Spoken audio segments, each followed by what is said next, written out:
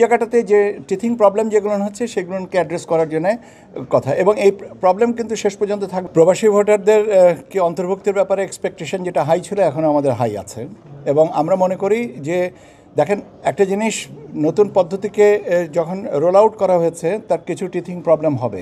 আমরা এই প্রচারণা তার সেন্সিটাইজেশনের জন্য আমরা জিওগ্রাফিক্যাল লোকেশন ভিত্তিতে দূতাবাসগুলো এবং স্থানীয় যে বাংলাদেশি প্রবাসী যারা আছেন তাদের সাথে আমরা জুমে মিটিং করে তাদেরকে বলেছি।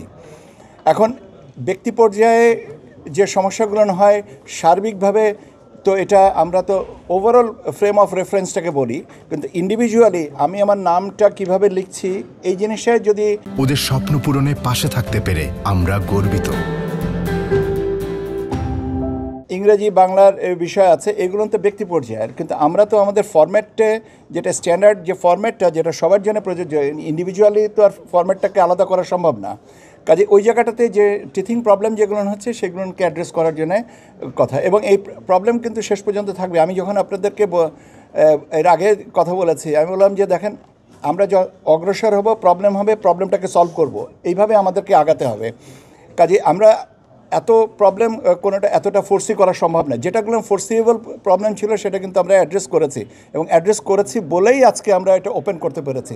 যদি ফোর্সিবল প্রবলেমসগুলোকে আমরা যদি বিবেচনায় না আনতাম তাহলে কিন্তু আমরা সবার জন্য রেস্ট অফ দ্য ওয়ার্ল্ডের জন্য এটা ওপেন করতাম না, আমরা হয়তো সেই 5 দিনের স্ট্যাগার্ড সিচুয়েশনে যেতাম।